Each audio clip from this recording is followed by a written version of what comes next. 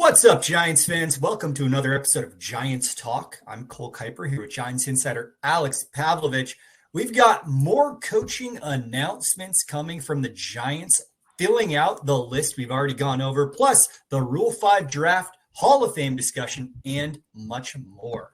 Before we get started, Giants Talk is presented by Mancini Sleep World. Mancini Sleep World's Black Friday sale is on with savings of up to $1,200 on top mattress brands. Plus, for the first time ever, they're having 14 days of deals starting on November 14th. And these deals are on more than just mattresses. They include recliners, sofas, pillows, and bedding. Don't sleep on this. Visit your local Mancini Sleep World or visit sleepworld.com. All right, Alex, let's start with the Rule 5 draft. The Giants did not add anyone to their 40-man to protect them from the Rule 5 draft, but I'd like to start with a much bigger question, because sometimes my wife asks me, what are you guys talking about on the podcast today? She's fascinated to know what we're able to get into in the offseason. And I told her the Rule 5 draft, and she basically said, what the hell is that? And it made me realize this is the kind of term we throw around a lot on a podcast like this without really diving into the nitty-gritty of what it means. Yeah, the Rule 5 draft is it takes place on the final day of the winter meetings. It's actually kind of a cool event. Like, it's this huge conference room, and every team has reps, and they all have these desks like a regular draft. But the rest of the room is just filled with media and just everybody. Like team executives.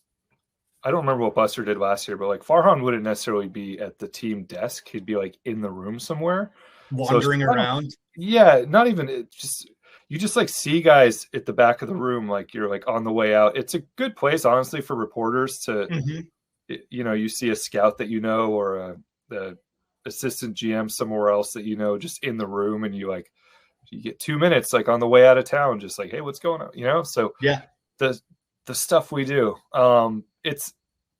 But it is interesting because it's actually like players potentially having their lives change, but it doesn't get a whole lot of attention. And that's what I was kind of thinking. We talk about like hug watch for the trade deadline, and I have to imagine for minor leaguers, this is the day where you're like keeping your cell phone next to you. You got half a panic on. Yeah. You're like, please get me somewhere where I can try to make a team. Because the Rule 5 rules are like, you have to be on the opening day roster next year, or they have to offer you back to your original team, which the Giants for a while, if you remember, like did that quite often. Like that, because every year it seemed like they'd pick somebody under Farhan, and sometimes they'd pick a couple guys. Not a whole lot of success. There have been some huge success stories as Rule 5 guys in general, but it's just older minor leaguers who have not been put on the 40-man. I believe it's 4 years. If you're above, there's some sort of rule. Like if you're above 19 and you're drafted, you have like 4 years to go on the 40-man. Anyway, this year it was like guys who were drafted in 22, the Reggie Crawford draft. Those were the guys who had to be protected. And then anyone beyond that, like 21, 20, Bednar, Hunter Bishop, those groups, their drafts as well. So it's basically a way for like guys who are kind of stuck and haven't been put on the 40-man with their organization to get a shot somewhere else. I would be curious. I'm sure there's a number on this, like what the actual hit rate is on like guys who spend the whole year.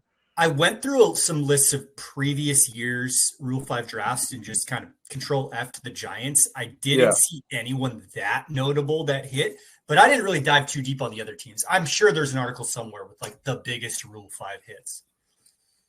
I just Googled this because you caught me off guard. Yeah. But to make sure we got it right. I mean, in recent years, Blake Sable, Daniel Nunez, Danny Jimenez. Yeah, Travis Bergen spent a lot of the year there. Drew Ferguson was not what they expected pretty early in camp. They're like, oops. Julian Fernandez always stands out to me because the Giants picked him when they had not really picked Rule 5 guys like throughout the championship years because they didn't have room. And they picked him and he had Tommy John and spent the whole year on the 40-man getting big league money. So it worked out very well for him. But Giants haven't had a whole lot of success with these guys. But it is just the way. Connor Joe was a Rule 5 guy before the Giants traded for him. Yeah. So it's the way it's a way to just get a little bit extra talent in your system. I wouldn't be shocked if they pick someone this year. I mean, we'll see where their 40-man's at, but potentially a chance to like get a relief arm. And that is, to the Giants' point this year, that is, I guess, a surprise. Not really surprised they didn't add anybody. They're at 40 with their 40-man. They have to, we know they need 2 starters, probably a right fielder, a couple actual big league relievers, some other guys. So you're going to need like 4, 5, 6 spots on your 40-man this offseason. And so it doesn't necessarily make sense if you don't feel like Will Bednar is going to be picked to like add a Will Bednar if you might need that spot in 3 weeks. But they didn't add anybody, and those were kind of the guys who stood out. Bednar, Roxby is somebody they like. He was in AAA. Reggie Crawford's going through shoulder surgery. So those are like the relief types are always the ones that I watch at Rule 5 time. But those are guys, if you think about it like a bad team, you could just stick. Will Bednar throws 100 now. I mean, his command's off, but he was throwing 100 out of the bullpen. Like the Rockies could just grab him and be like, let's see if you make our bullpen out of spring. And if not, then we send you back. I mean, him and Bishop are like the kind of guys who are sitting there with, I assume, with their phone waiting for it to call. They've been down in the minor league system, change of scenery. What can another organization do with me? Yeah, the one who's really fascinating to me right now is Reggie Crawford, just because he has had success when he's been healthy. He's just never healthy. And he just had his second shoulder surgery, but somebody could, I don't know the exact rules on this, but I know the Giants have done that. There's certain rules on like how long you can be on the 60-day and things like that. Someone could take the shot and just like rehab him and pay to rehab him. Yeah. Like maybe at the end of this, you have a guy who spends a few months in the big leagues next year, somewhere in your bullpen, just soaking up innings. Yeah. And you have this former first rounder, a lefty who throws 100. So I don't think someone will do that, but I would guess it's like those reliever types that make the Giants a little bit nervous, just because those are easy for some bad teams to snag. Didn't the Flying Squirrels get like savaged last year by the Rule 5 draft? There's a minor league Rule 5 draft as well. Yeah. Similar, except just a different level. So yeah, it's an interesting thing. You're kind of like in this room Googling guys on the fly, like who on earth is who's Travis Bergen? Like, what does he do? Why are the Giants interested?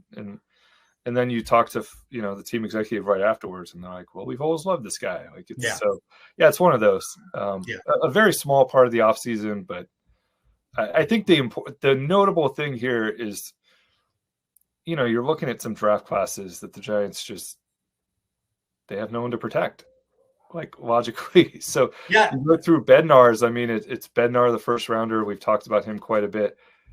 The only guy in the first 11 rounds of that draft who got to the big leagues for the Giants was Mason Black, who's been traded now and didn't succeed for him. They just picked a ton of pitchers and it hasn't worked out. I mean, Landon Roop was in that draft, but it's 20 rounds and just not guys in the big leagues and not guys who are at the point where they feel like they have to protect him. And then you look at 21 and we've seen Birdsong, we've seen Wisenhunt.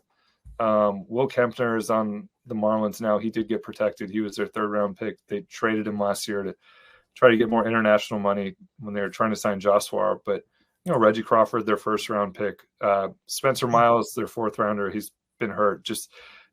I think that's the disappointment is you have these classes. It's pretty rare to not be like, we're adding, if you look around the league, like almost everybody's adding 2-3 guys. So it's pretty rare to be like, we don't feel that we need to protect almost anybody from those draft classes. Yeah. So. Yeah. I mean, when we see all these other teams with highly touted farm systems, I have to imagine they're having much different conversations, but it does say a lot about the Giants situation that it's not a worry. And it's something you and I have talked about a lot is the strength of their system is like A-ball and, the 19-year-olds and Bryce, obviously, but there's just not a whole lot in AAA and AA that you can expect to help them next year. So maybe we'll have some surprises, but it's really just not a whole lot close to the big leagues, which is generally where Rule 5 guys come from. Yeah. Well, you already mentioned Will Kempner. Do we want to do a quick remembering some guys He can be the first one. He got added by the Marlins. Do you have any standout Will Kempner memories? I can't say that I do. Yep, can't say that I do. No, he got added by the Marlins. The other guy who just is an old name is Alexander Canario, who's bounced around now. He got DFA'd during some of the roster shuffle. That was the other notable thing, is the Giants didn't have anyone to add, which meant they didn't DFA anyone. Mm-hmm. You can look at the 40-man and probably pick 2 or 3 guys that are pretty obvious DFA candidates this offseason. But usually that happens in November because we have these deadlines. We have these non-tender deadlines, these Rule 5 deadlines. Not a whole lot for them in terms of arbitration and nothing with Rule 5 guys. But Canario, of course, was in the Chris Bryant trade, which for all that has not gone right from a baseball ops perspective in the last few years, that trade did not come back to burn him in any way. Yeah. The biggest risk with that trade was almost re-signing him, or at least the thought that they might re-sign him. It would have been the biggest risk would have been giving him $180 million. All right. Well, if we're going to remember some guys, would like to do a quick touch on Mauricio Dubon, good friend of the Giants Talk podcast, who got dealt from Houston to Atlanta for another infielder. It's kind of like an infield swap, I assume, to clear a little bit of cash. Yeah, I think he makes a lot more than the guy who came back. He's turned into a pretty good utility player. Yeah. Very good defender. Maybe I'll give you this homework assignment at some point in January. I feel like the Braves for like 3 years always had like 4 former Giants, 5 former Giants. And then it was maybe like a year or 2 dip. And then now all of a sudden it's like, oh, JP Martinez is there. Pete Patilla is there. Yep. Michael Schwartz is their assistant GM. He was with the Giants. So a lot of front office guys, and Dubon's there now. So they're getting their Giants quota back up. Yeah, they make for an easy team to root for if they make the playoffs and the Giants aren't in it, especially for those of us who grew up in the era when seeing them on TV as a kid was just as commonplace as seeing the Giants. But yeah, shout out Mauricio Dubon. Crazy that he was in Houston for 4 years. It seems like he was on the team just yesterday. Seems like he was on this podcast just yesterday. I remember us talking to him. It was probably during the COVID year, maybe 2021. I have this vivid memory of we were talking about like gaming, and we asked him if he got a PS5 yet, and he had to like turn around to check if his wife was in the room before he answered. Yeah, he was a good dude. Great story. It is crazy. Sometimes you're like, oh, we've been doing this for a while. Yeah. Like we're going to look up one day, 31-year-old utility infielder somewhere. Exactly. Well, shout out Mauricio. How about this, Alex? As we have the second baseman discussion, would you have wanted Mauricio Dubon on this team? Defensively, sure. Offensively, lacking utility options. He would fit the roster. Yeah. And it's actually a nice, he's turned into a really nice piece just because of his defensive versatility. And there's not a ton with the bat, but I think we have a mailbag question about this. I'm high on Casey Schmidt getting that opportunity, but they could use that. They could use that Swiss Army knife piece. Yeah, it's not something they really have right now. Especially when you look at a roster that might have like Devers and Eldridge, and they could use a guy who can play 4 or 5 positions and run a little bit. For like an easy money swap deal, that would have been a fun one for the Giants to be in on. Oh, well, enjoy Atlanta. Enjoy Atlanta. You're going to see some familiar faces there. All right. The Giants apparently have their pitching coach per Robert Murray. Alex, what do you know about Justin Meccage? I think it's Message. Justin Meccage. That's what I know. Not a whole lot. I mean, he's going to send a message to this pitching squad. He does not have a lot of big league experience. He was on the Pirates staff for a while. He was their bullpen coach. Last year was in AAA. With Milwaukee. I think with these coaching hires, what I'm most curious to see is what is the connection to Tony Vitello. Yeah. What is we know Jay Stingler, that one was obvious, but like we've talked about the hitting coach, we've talked about now there's a pitching coach. We know Tony's bringing like a strength coach from Tennessee. Sounds like he might bring his pitching coach in some way to join the staff. Yeah. So, but these other guys, I guess that's what I'm most curious about is like, because when Gabe was here, it all made sense because Gabe had been scouting coaches for like 8 years. That was yeah. One of his passions was scouting young coaches and watching Kai Correa YouTube videos. Tony, I don't think has been doing that. So no. I think it's pretty safe to say he hasn't been doing that. So that'll be where I'm curious is who, and like Hadi Rod, who's in charge of pro scouting for the Giants, comes from Pittsburgh. So maybe that is the connection here. But yeah, I think that's when the staff is laid out and we see where everyone came from. That's what I'm going to be most fascinated by is where were the connections made and where they find these guys. Yeah. Yeah. Well, kind of what we said about a lot of these coaching candidates, not guys we know a ton about, going to be guys it'll be fascinating to learn a lot more about. I think I think I said this last podcast, anyone who's all the way on one side or the other, like, is just full of it. Like, yeah.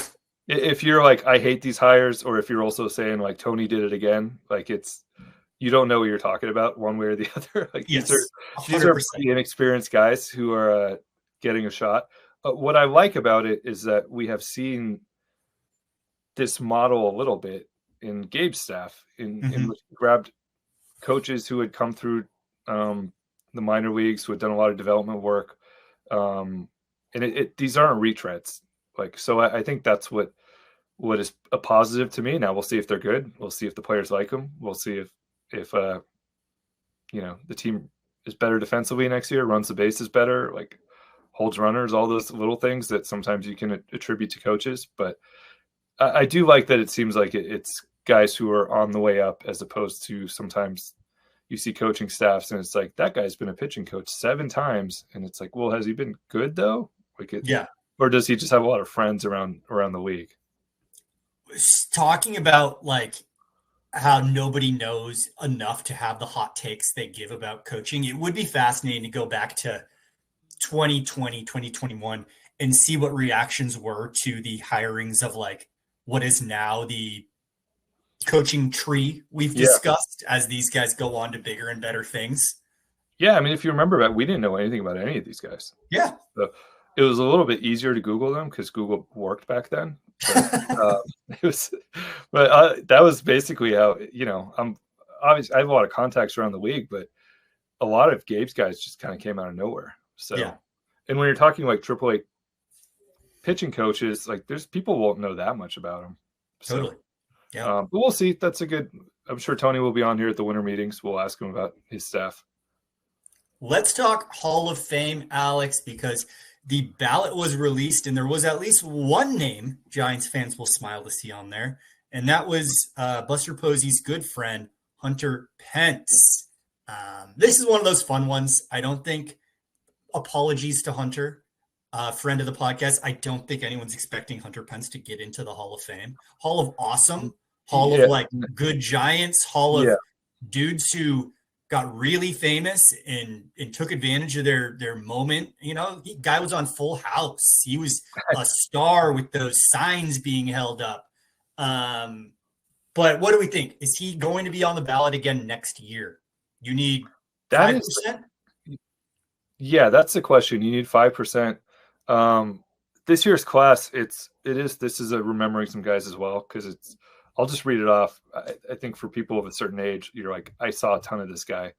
Cole Hamels, Ryan Braun, Alex Gordon, Shin-Soo Choo, Edwin Encarnacio, and Hunter Pence, Matt Kemp, Rick Porcello, Daniel Murphy, Howie Kendrick, Nick Markakis, Gio Gonzalez. A lot of familiar names in there, a lot of guys we've seen in big spots. I don't think there's a Hall of Famer in that group. No, so I don't think so either. A lot of Hall of Very Good. Is that what it is? I don't know. Yeah, the Hall of Very Good would have a really cool museum. Yeah. Also, you're blowing my mind right now that Matt Kemp and Hunter retired around the same time. Matt Kemp seems so old to me at the end of his career. I just looked it up. He's younger than Hunter Pence. He also, who did he finish with? It feels like was he in LA to finish? He hung around. He was in Colorado to finish. He wasn't in LA since like 18. I blacked out the Matt Kemp Colorado Rocky. Hunter, he's not going to make the Hall of Fame. He would say this as well. The question, like you said, is do you get the 5% to stay another year? I think sometimes with guys, I will vote for guys to keep them on the ballot because I do think sometimes they become more interesting after a few years, and you see, different classes and who's gotten in. And I don't know that I have a ballot. I haven't gotten it yet. I don't know that I'll do it this year. I've gone back and forth the last couple of years on whether I want to be a big hall guy or a small hall guy. I used to always vote for 10, which is the maximum, because I came in with like Bonds and Clemens and all those guys, and I'd vote for all of those guys. And then if you vote for them, you got to vote for A-Rod and Manny and those guys as well. So it gets a little crowded. The names I imagine are not going to be very good this year. So doesn't might be checking like 2 or 3 boxes, but I don't know. Maybe I do like to. I think it's cool too when you have like 10 on a ballot. Maybe throw a vote to someone just so they get a couple Hall of Fame votes. It's like 500-600 people. But if I know we'll see. I'll see what the ballot looks like. If I know anything about you, you respond really well to being pestered. So I implore our listeners to spam your mentions with put Hunter in the Hall of Fame.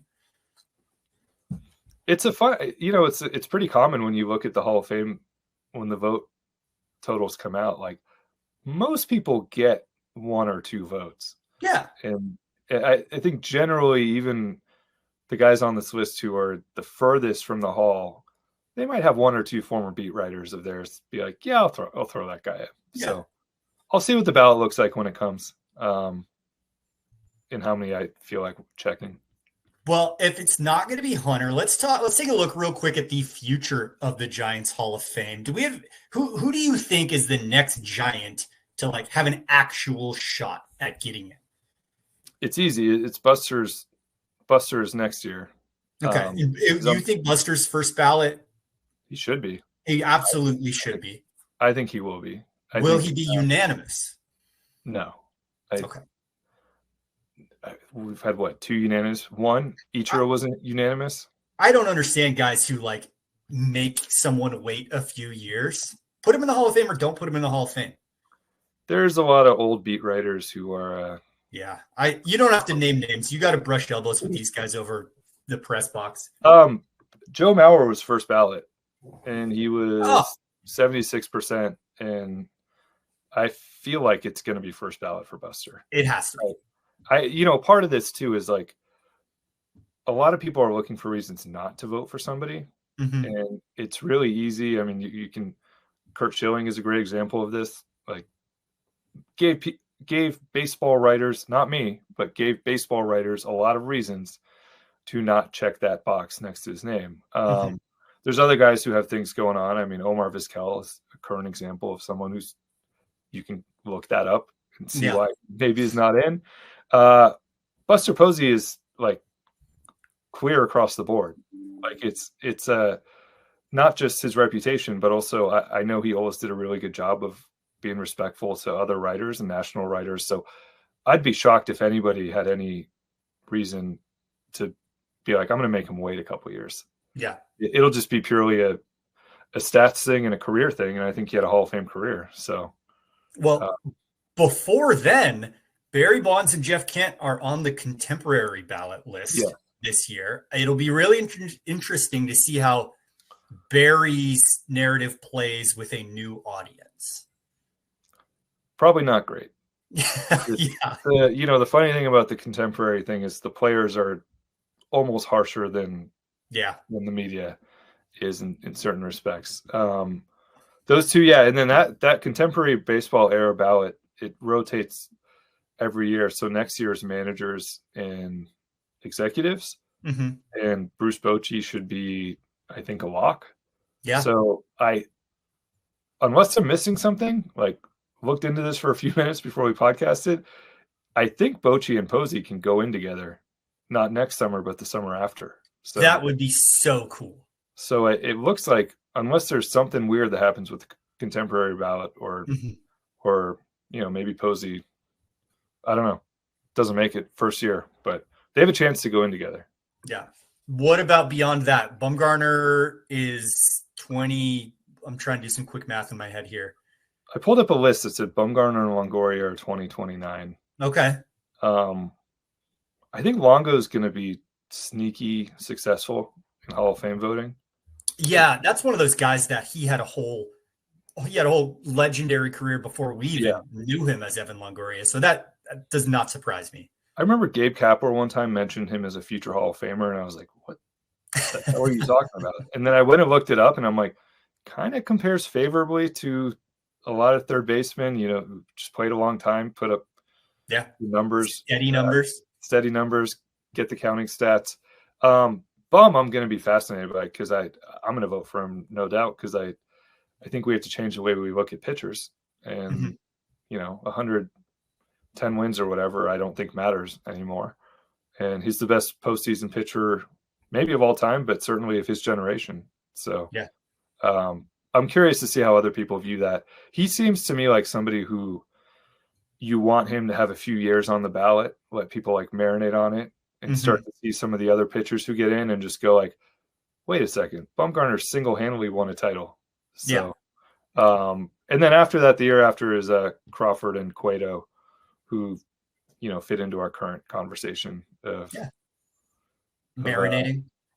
I think of will you get your 5%? So anyway, I'd like to throw one more name in, Alex. Who do we got? Dwayne Kuiper's back up for the Ford Frick Award, and that counts. So that gets announced in, I think, almost exactly a month, and we could be having a celebratory podcast here. We could. Wednesday of the winter meetings, I believe. Wednesday morning. Is this his fourth time? I think this is his fourth time, but the interesting one about this one is the last few years, him and Mike were both on it together, and I get the feeling, I don't have any data, but I get the feeling they kind of split the vote when that happens. Yeah, maybe. So I know I've talked to the Hall about why they can't just put them both in at the same time. Yeah, I think the answer was basically every broadcast duo sees themselves as a duo. Yeah. So it's cute that you guys are Kruk and Kuip, but we've got X and Y across the league. They did it early on and then they stopped, and they just haven't done it for like 30 years or something.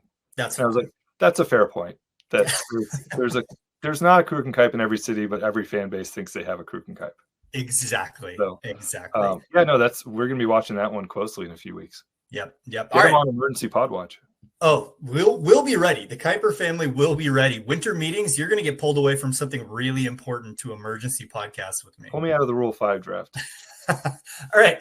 I want to look around Major League Baseball, and I want to get to some mailbag questions from listeners. But first, Giants Talk is presented by Mancini Sleep World. Mancini Sleep World's Black Friday sale is on. We're talking bedding bundles packed with pillows, sheets, and more, plus recliners for less than $300. Don't sleep on this. Visit your local Mancini Sleep World or visit sleepworld.com. All right, Alex. The first order of business, Tatsuya and Mai, was posted. So now the games begin. Now we see how high this number gets. Yes. And now we see how truthful the Giants have been about their distaste for 9-figure pitching contracts. Yep. So it'll be interesting. We'll all be waiting to see the Instagram videos of him in various cities. Anyone who lives or works near the ballpark can keep an eye on that scoreboard to pop up with welcome messages. I think they learned their lesson about the scoreboard welcome message. Yeah, that's fair. Yeah. That's a throwback. Yeah. Beyond no major news there other than that the games have begun. Elsewhere around the league, the Padres are officially for sale. This will be interesting because their ownership being willing to spend massive money has kind of been like a cornerstone of their modern identity. And it's very possible new ownership does not feel the same way, especially when it has definitely resulted in them changing who they are. They're better. Their tickets are selling out. They own that city of San Diego, but without winning anything major, I don't know if that will maintain. Well, the owner who is giving all the money away passed away, unfortunately. He's no longer with us. Yes. He's family, not his, I think his brothers are running it now and don't spend as freely. We tried to bring everything back to the Giants here on the Giants Talk podcast. I think short term, this is good for the Giants because there's uncertainty there, and that usually means not a lot of spending. And often that means cutting as you're selling. Long term, you never know. It could be a local San Diego businessman who's very frugal. It could be some guy who's worth $70 billion and wants to own a baseball team and says, San Diego looks like an awesome place to own a baseball team. Yeah. Let me turn this, let me spend freely. So, we've seen what's happened to the Mets and the Dodgers with new ownership. So long term, if you're the Giants, probably not. You probably would have preferred I think you for sure would have preferred it was the family running it and running it the way they have the last couple of years. Yeah. Yeah. Is there any possibility here that the Dodgers shell out $2 billion for a satellite franchise right down the road? That'd be a great move. So, yeah, just Shohei can do it on his own. Yes, exactly. He hasn't been paid yet, so he can't do it on his own. That's fair.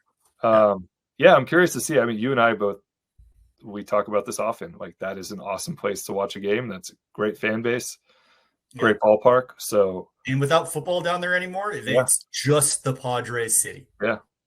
Seems like somebody, like a Steve Ballmer type, just walk in and go, let's do this.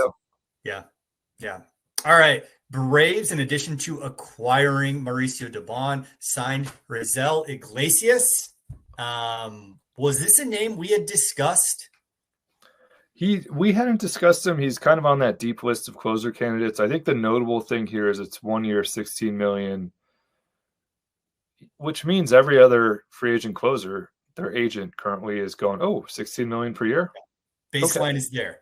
Interesting. So we were talking 2-year deals. Now it's 2 and 34 or whatever. So it won't necessarily end up that way, but that is a, pretty good contract. Yeah. 16 million he's a good closer, not a great closer. Yeah. I think if you're the Ryan Helsleys of the world and, Williams and all those guys who are not the Diaz is, like, you're like, okay, cool. Let's go for 20. Let's do it. It must be maybe nice. Not Helsley, but yeah. Some of those other second tier guys. I mean, Suarez is right there with him. So yeah, it's going to be expensive to get a closer if the Giants want to go get an actual experienced closer. Before we move on to mailbag questions, we have been getting listeners asking why we haven't discussed, the scandal of our era in Major League Baseball. So Alex, you want to take a little time here on Giants Talk to put our thoughts into what's going on in Cleveland with the prop bets? I feel like they've done a pretty good job of not making it the scandal of our era. I mean, that's true. I kind of just said that flippantly. Yeah. And no, I know, but this has not been the story that you'd think it would be. This should be a much bigger deal. Yeah. It's not. One thing we've talked about in the past, and I think is that, and MLB did this already, like they changed the rules on prop bets. It makes no sense that you can bet on like the first pitch from the guy in the 7th inning. Yeah. So it also makes, I guess the thing about gambling is it makes no sense from the outside that these guys who, especially like, Clase, who's one of the best closers in the game. He's got a $20 million contract. Would probably give up his career to throw a couple balls in the dirt. You should have just like given your boys a cool million instead of. But I guess this is the danger of getting into organized gambling, as we've seen in the NBA lately. And my main thought is, if you're Major League Baseball, I think you're lucky that this seems to have been a couple guys in Cleveland where it's not going to be that big a deal, if we're being honest, just because it's Cleveland. And like, you kind of get to change the rules and get to give everyone a little bit of a scare and give them that talk in spring training and be like, hey, look what's happening here.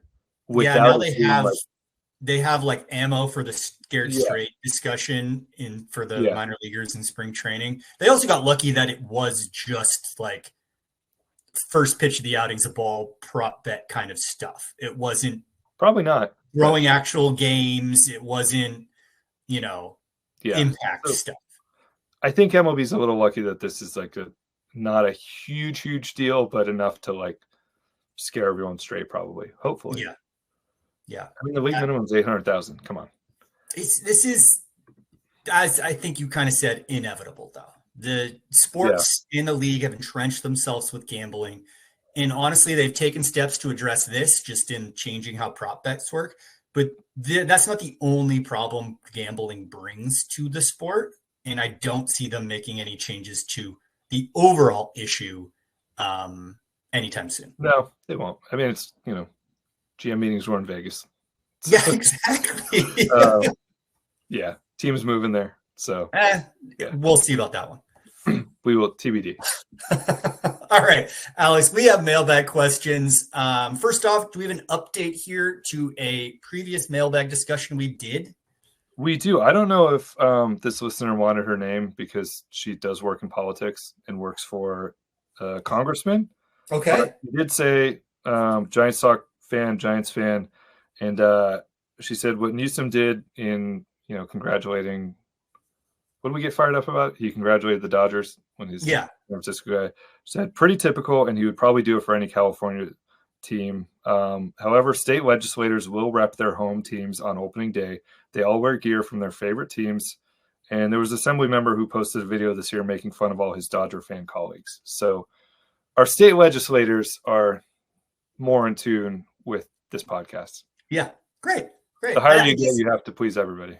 I don't remember if we talked about this in the discussion, but I guess California is in a unique situation where the rivalry is within the state. Most of the rival teams are like Missouri versus Illinois. But California, you do have both of them here in, Massachusetts, New York, California, they're both within the state, the same governing body. Yeah. So there's a good answer. Yeah. Good answer from an inside source. I love that. Thanks for listening. Thanks for listening. All right. Next question is from Curtis. Curtis says, how does a potential / likely lockout impact any contracts players and teams would be looking for this offseason? It's a great question. It was one that was asked at the GM meetings, not really answered. I think it is one we can answer in a month. Okay. We'll see. The early returns are pretty big group accepting qualifying offers. We've seen, Iglesias is the one deal so far. I don't know that tells us anything. I mean, it was a 1-year deal. Yeah, it maybe tells you something. Yeah, I think he's a little older too, but we'll see where people go with this contract wise, and I think it is going to be something when the offseason, when the dust has settled, we can frame it around the Giants and what they wanted to do long term payroll wise, and I think there's some question about what the Dodgers might do. Do they go crazy this offseason thinking that more restrictions are coming a year from now? But I don't know that I talked to a lot of people about this in Vegas at the GM meetings. Like, I don't know that anyone has a true answer yet about how this is going to play out. So it's going to be uglier next year. But this year, I do think there's going to be some guys who are like, let me just get the, get it done on the table. Sure. Yeah. Let me take it. All right. From Jonathan.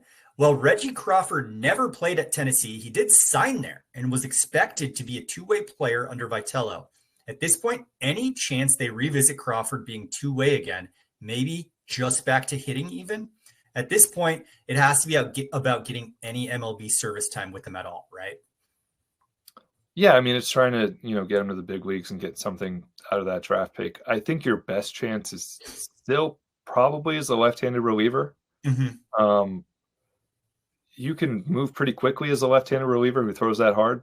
So I know there are some Giants people who, when he needed the second shoulder surgery, were like, yeah, maybe we'll see we'll see how the shoulder bounces back and maybe we revisit hitting next year at some point. It's not going to be two ways ever again. That's just too much for a guy who's had this many surgeries, and you start getting up there in age. But I think the first goal is to get him back on a mound midway through next summer. And he's a lefty who throws really hard. And there's also probably an element now with him of like, however many bullets you have, do not waste them at AAA if we ever feel that you're ready. So, yes.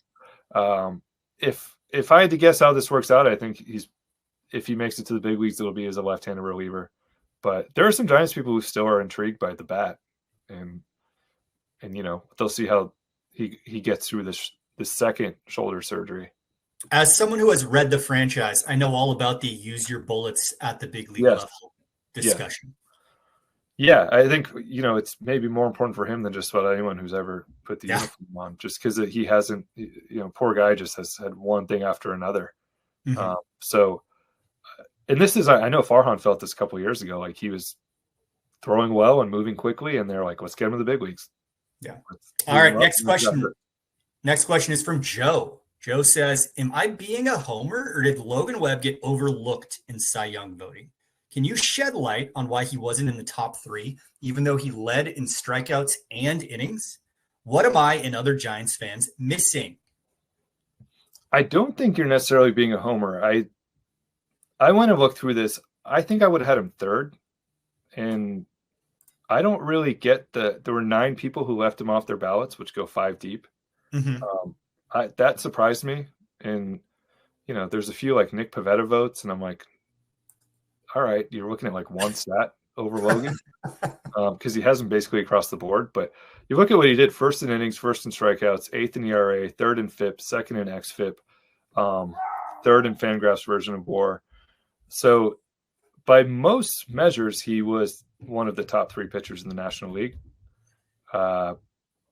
I guess a lot of people voted purely on ERA, and he had a rough July and never bounced back from that. Still had, I think he was like 3.2. Mm-hmm. But yeah, I think I would have had him 3rd. I don't really see the justification for not having him on a 5-person ballot. Yeah, and we kind of talked about that. He needs to avoid that rough month that has plagued him his whole career to be at that top slot. Maybe next year's the year. Yeah. Joshua says, did you happen to see Kevin Kiermaier wanted to get into coaching outfielders? ! I mean, he's a perfect fit for what the Giants need. Outfield defense. He fits what they're looking for, former player and young. Yeah, no, I did watch that video. I don't remember where he put it out, Instagram or Twitter or wherever. But Joshua sent me a TikTok link when he everywhere asked apparently. I couldn't watch it because I don't have TikTok. No, I have it. Yeah, I don't have it either, but I saw it somewhere. Yes, I saw it as well. Yeah, no, in theory, he's like a perfect fit. This is like a no inside info. I would guess he probably got a couple calls from people who like he knows much better than anyone with the Giants. So although maybe he knows Tony from somewhere or one of Tony's guys. But this is where the Tony Webb comes big. Yeah, my guess is that he probably got some calls from people who were like, "Oh, he played for us. Like, you want to coach outfielders? Sure, let's give it a shot." But they could use somebody like that in spring training.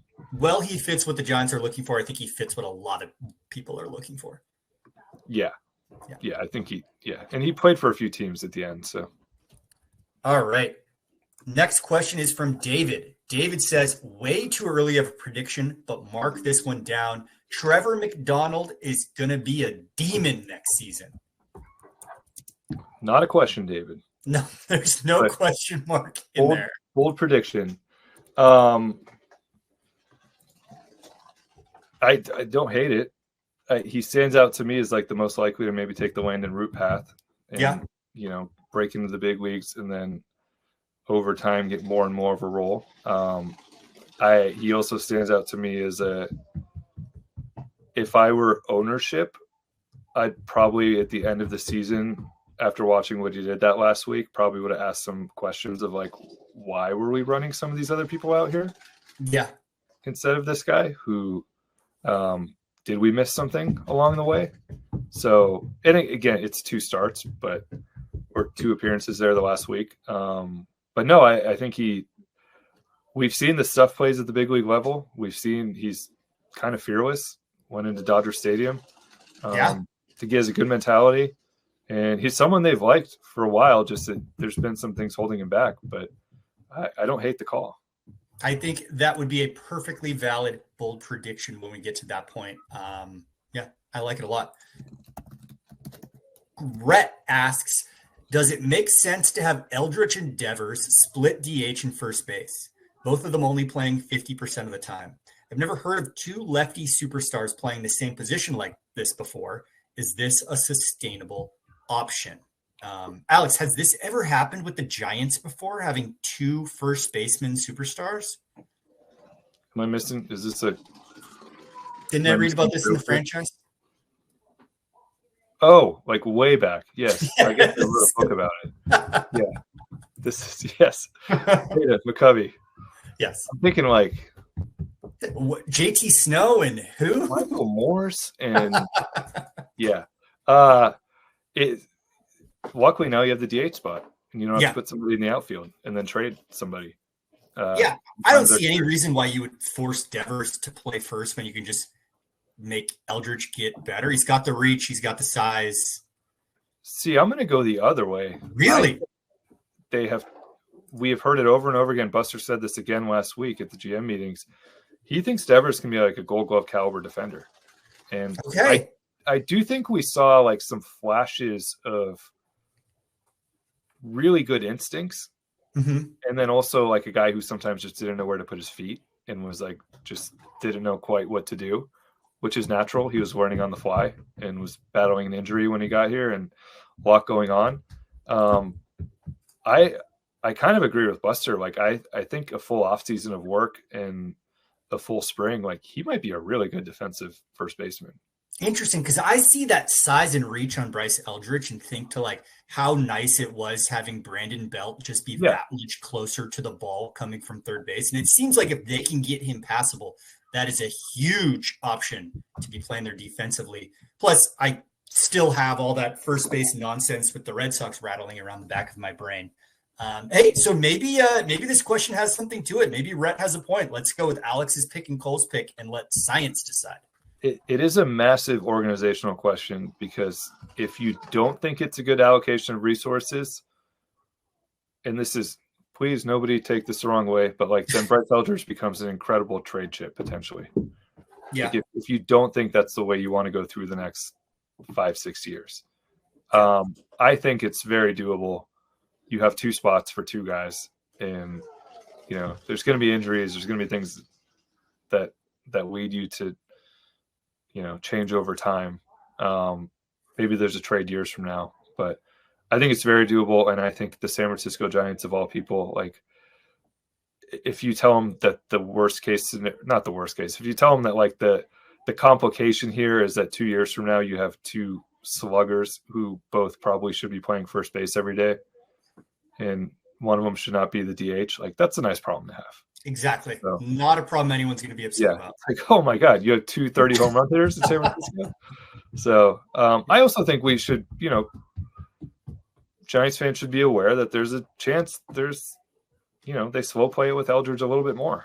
So I would put him on the opening day roster, but they might slow play it and just be like, we have Devers, our first baseman, and let's see how this goes. But if I had to guess next year, I think Devers gets the vast majority of time at first.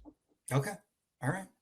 One last question, and I added this to the list because I want to be inclusive of all the questions we get, but I don't even think it was from a Giants Talk listener, let alone someone who even follows me. But this came in my inbox. Chris asks, what's your fave soup? Are you sure this was for the mailbag or just some guy emailed you? It might have been a personal question on my Instagram, just someone curious, but it's on our rundown anyways, Alex. What's your favorite soup? Great question. People are like, you started with like 10 minutes on the Rule 5 draft and ended with what's your favorite soup? Like, we ended with the important stuff. Giants, please make a move here. I think mine's chicken enchilada. Oh, strong choice. It's more of like a meal than a soup. Yeah, hearty. Yeah. Yeah. I think I'm a tom kha guy, like a Thai soup. Okay. I love a coconut-based tom kha soup. But cioppino, strong as well. And this is like cioppino season in the city. It is soup season. Yeah, soup season's here. So, Chris, great question. Great question. Great timing. And look, it's November 19th, and the Giants have not named the coaching staff yet. And the only move we've had was a Mason Black trade. So, we're podcasting through it. Yep. We're podcasting our way right through soup season. With that, thank you for listening to Giants Talk. We have a long off season ahead of us. We will be here breaking it all down as we march our way towards pitchers and catchers, reporting the winter meetings before that and everything in between. Don't forget to subscribe to Giants Talk wherever you listen to your podcast. Don't forget to give us a fabulous, glowing rating, and review wherever you listen to your podcast. And don't forget to buy Every Single Person You Know, The Franchise by Alex Pavlovic, available at bookstores near you. Oh, one thing, if the guy made it this far in the podcast, somebody sent me an Instagram message asking for a signed book, and I was responding and then got distracted. And when I went back onto Instagram, I could not find the message. So if you send me an Instagram message asking for a signed book and you see that I read it, but I never responded, send me another message. So, that reminds me, the guy who we literally read his mailbag question about, do you sign, messaged me back and said, like, so will he sign for me? I'll put you in touch with that guy. If I left you on red, send me another message. Yeah. Don't forget to ping back. All right. See you guys.